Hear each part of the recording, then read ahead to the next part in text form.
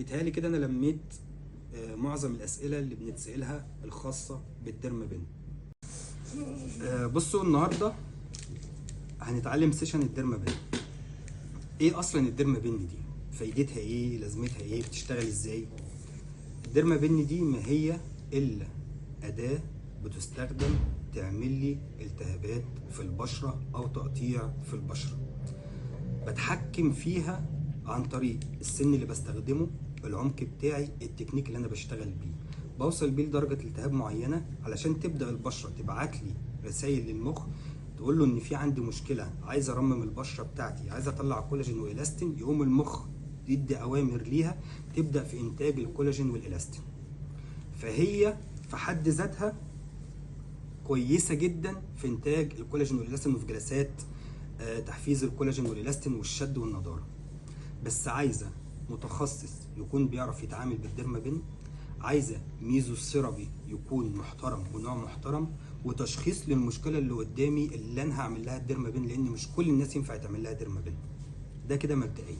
هتكلم دلوقتي باعتبار ان هي ينفع يتعمل لها اساسا ديرمابين، وبعد كده نبقى نشرح مين اللي ما يتعملوش ديرما ومين اللي يتعمل له ديرما. الديرمابين دي من اقوى محفزات الكولاجين على وجه الارض. لو عملنا 8 جلسات من الديرمابين على مدار السنه بيعادل حقن البايوستيموليتورز اللي سعرها معدي ال 100,000 وال 200,000 جنيه، بس تتعمل صح. نعملها 4 مرات في الشتاء، مرتين في الجو الربيع الكويس، ومرتين في الصيف، ونسيب فترات ما بين مرتين الصيف علشان التعليمات اللي بعد الديرمابين ما يحصلش التهاب، ما يحصلش غمقان، ما يحصلش مشكله. ده اساسي. عندي انواع من السنون بستخدمها للديرمابين على حسب كل مشكله. عندي سن النانو، سن 36 بشتغل بيه على الطبقه الاولى، طبقه الابيديرمس. بشتغل بيه على التصبغات، بشتغل بيه على الاماكن، على الاكسده، الغمقان، الاسمرار تحت العين.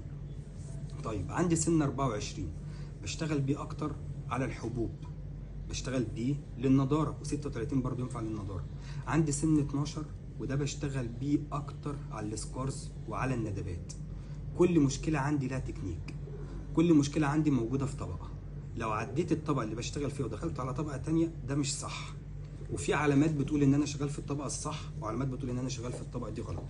يعني عندي مثلا مشكله التصبغات في طبقه الايه؟ الابيديرمس.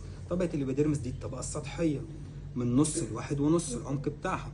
اجي اشتغل بسن 36 اشتغل بعمق نص 75 اقصى حاجه على حسب حاجز البشره اللي قدامي، سمك الجلد قد ايه.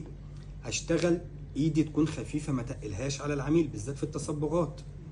ومش كل التصبغات ينفع لها ديرما او تقشير.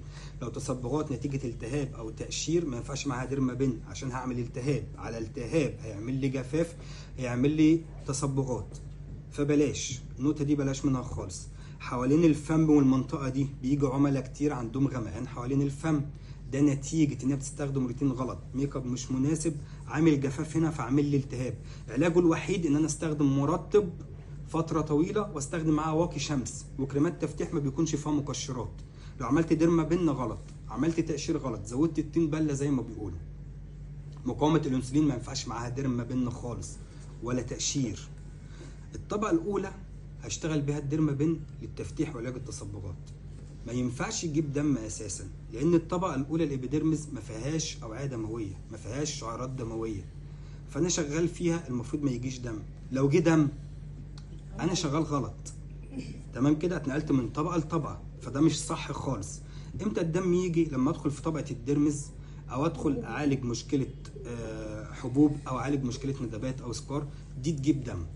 الحبوب بشتغل عليها ستامب، تمام كده، ايدي على الحبايه نفسها. والحبوب الملتهبه النشطه انا بفضل ادي بروتوكول علاج، ادي اي انتي بايوتيك مثلا زي الازيثرومايسين زي الدلاسين الكلام ده كله، وادي روتين تمشي للعميل عليه. وبعد 10 ايام تجي لي تكون كل الحبوب دي نشفت، اعمل مسحه سلسلك 5% وابدا اشتغل الجلسه بتاعتي. الحبوب نشطه ما فضيش، ما اشتغلش عشان ما اعملش نقل للعدوى. تمام كده. طيب مشكله الندبات بشتغل بثلاث تكنيكات: فراكشنال ليزر، ديرمابين الهاشتاج اللي هو كده، تمام كده، بسن 12، عمق 1.5 أو 2. دي لازم تجيب دم. ولما العميله تجيب دم مفيش حاجه اسمها امشي بالدم، مفيش الكلام ده، كل ده غلط، يعمل لي انفكشن. مفيش الكلام ده خالص. تمام كده. بنعقم بمحلول ملح، بننضف بعدها، بنمسح الدم ده كله، ما بنسيبش العميله تمشي بالشكل ده خالص. ولازم العميله قبل ما تمشي من العياده تكون بشرتها هديت، قعدها نص ساعه بعد الجلسه بشرتها هتهدى خالص، ما تخرجش من عندك على الشمس بالشكل ده خالص، ده مش صح.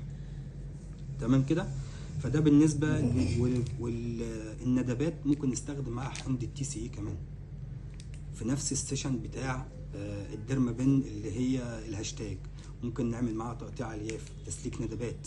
والافضل كمان معاهم حقن البي دي ار ان اللي هي حقن السلمون، دي من افضل المواد اللي بنستخدمها عشان خاطر تعالج للندبات. ده كده بالنسبه للديرمابين. هنبدا نشتغل عملي. خلصنا الديرمابين، في كلام كتير قوي بعد الديرمابين. استخدم فيوسيدين مضاد حيوي، استخدم فيوسوكورت، استخدم بيتاديرم، استخدم كورتيزون، استخدم كريم سيكا. مفيش قاعده لاي حاجه من ده كله. القاعده الثابته الوحيده لو انا اشتغلت صح بتكنيك صح واتحكمت في الالتهاب وقلت للعميل على الافتر كير المناسب، مش هستخدم اي حاجه بعد الديرمابين لمده 4 ايام او 5 ايام. مش عايز غسول، وارد يكون فيه مقشر يعمل لي مشاكل، يعمل لي التهاب. الروتين اللي هي ماشيه عليه ما تمشيش. اخري مرطب خالي من الكحول وخالي من العطور، واستخدم واقي الشمس لو انا مستعجل وهخرج. دي التعليمات بتاعت الديرمابين. ما ينفعش تقشير بعدها لمده اسبوعين، ما ينفعش تقشير قبلها لمده اسبوعين. اي ازاله شعر ما ينفعش. طيب انا ما قدرتش اتحكم وحصل لي التهاب واحمرار زياده، عايز اعالج الالتهاب. هعالج الالتهاب بايه؟ بكورتيزون، اقوى مضاد التهاب. استخدم كريم بيتاديرم او فيسوكورت مرتين في اليوم لمده 3 ايام او 5 ايام. دي الحاله الوحيده اللي استخدم فيها كورتيزون، لان الكورتيزون اصلا بيقلل من عمليه التئام الجروح.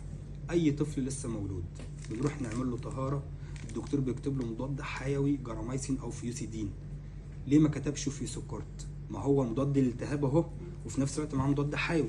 علشان الفيسوكورت في ماده كورتيزون بتقلل لي من التئام الجروح، فالافضل ان انا ما استخدموش. انا عايز الجروح اللي عندي تبدا تخف. ده بالنسبه لاستخدام الكورتيزون. امتى استخدم مضاد حيوي؟ لو حصل ما ينفعش ان انا اسيبها والحبوب البكتيريه يبقى فيها صديد بتبقى باينه، فاستخدم عليها مضاد حيوي. دي الحاله الوحيده برضو اللي استخدم مضاد حيوي. امتى استخدم كريم السيكا؟ دلوقتي العميله جات لي وعايزه تعمل ديرمابين، وقلت لها ان هي هتاخد اجازه من الشغل وهتقعد 4 5 ايام في البيت. جالها حاجه طارئه ولازم تنزل، عايزه تسرع من عمليه التئام الجروح، هتستخدم كريم السيكا. دي الحاله الوحيده برضو.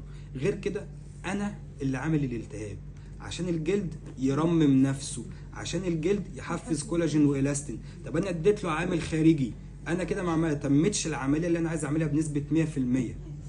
فدي الحالات اللي استخدم فيها الكريمات دي. غير كده انا مش محتاج استخدم ده كله. ممنوع التعرض للشمس، ممنوع قدام البوتاجاز، التعرض للحراره المباشره، كل ده ممنوع. الغسولات، المقشرات، كل ده ممنوع في الديرمابين. بيتهيألي كده انا لميت معظم الاسئله اللي بنتسالها الخاصه بالديرمابين. اللي عنده اي سؤال يسيبه في التعليق. بس يا حبيبي.